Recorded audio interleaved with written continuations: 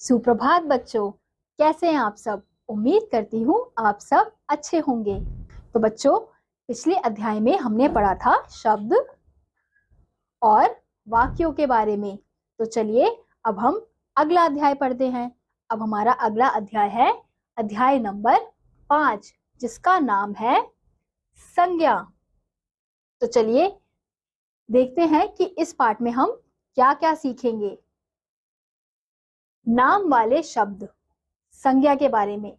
प्राणी, वस्तु, स्थान तथा गुण के नाम भी संज्ञा है, यानी कि हम इसमें देखेंगे नाम से ही हर किसी की पहचान होती है और नाम को ही संज्ञा कहते हैं। यानी कि हम हमारे आसपास जितनी भी चीजें हैं, जितने भी व्यक्ति हैं, जितने भी प्राणी हैं, जितने भी जीव जंतु हैं, जितनी भी वस्तुएं हैं, उन सबके कुछ ना कुछ नाम है। तो उन्हीं नामों को हम संज्ञा कहते हैं। जैसे मेरा नाम हो गया, आपका नाम हो गया, पंखा हो गया, चेयर हो गया, कुर्सी हो गई, टेबल हो गया, ये सब क्या है? शेर हो गया, चीता हो गया, किसी पक्षी का नाम हो गया, ये सारे नाम संज्ञा कहलाते हैं। तभी यहाँ कहा गया है प्राणी, वस्तु और स्थान के नाम भी संज्ञा कहलाते हैं। और जो गुण होते हैं, अच्छाई, बुराई, ये सब इस प्रकार के गुण भी क्या है? इस प्रकार के गुण भी संज्ञा कहलाते हैं। और नाम से ही हर किसी की पहचान होती है। हम नाम से ही जान पाते हैं कि किसी व्यक्ति के नाम से हम जान पाते हैं कि इसका नाम क्या है, वह लड़का है या लड़की है। वस्तु के नाम से हम उसको बोल पाते हैं कुर्सी है, ये टेबल है। तो इनसे ही हर चीज, नाम से ही हर चीज की पहचान होती है, उसी को संज्ञा कहते हैं।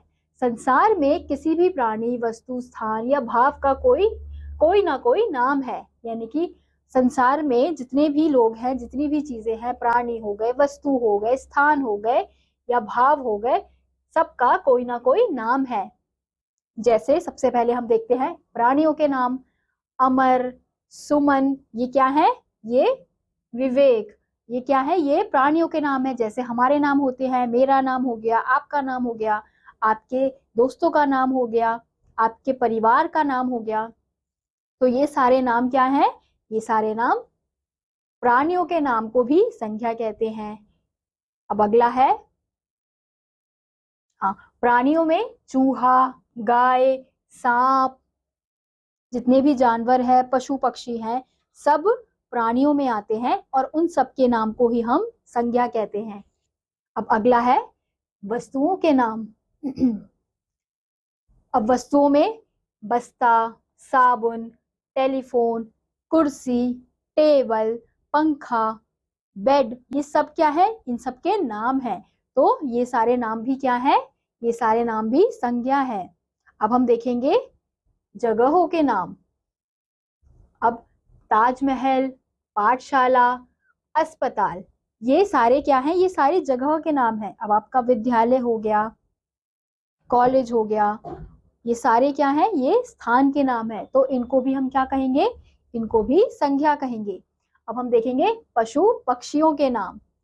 शेर, खरगोश, कबूतर, तो ये क्या है? ये भी इनके नाम है। तो इनके नामों को भी संज्ञा कहेंगे। ऐसे ही त्योहारों के नाम को भी संज्ञा कहेंगे। होली, दशहरा, दीपावली।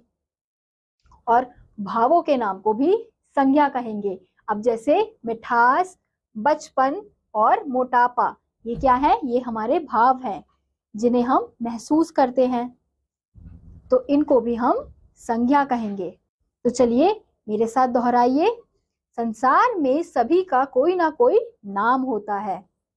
नाम से ही हम प्राणी, वस्तु तथा स्थान आदि को पहचानते हैं।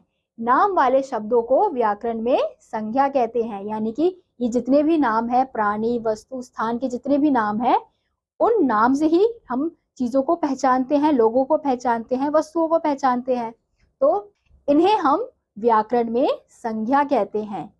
तो बच्चों, इसी के साथ यह अध्याय यहीं समाप्त होता है। उम्मीद करती हूँ आपको यह अध्याय समझ आया होगा। मैं आपसे मिलूंगी अगली वीडियो में। तब तक के लिए नमस्कार।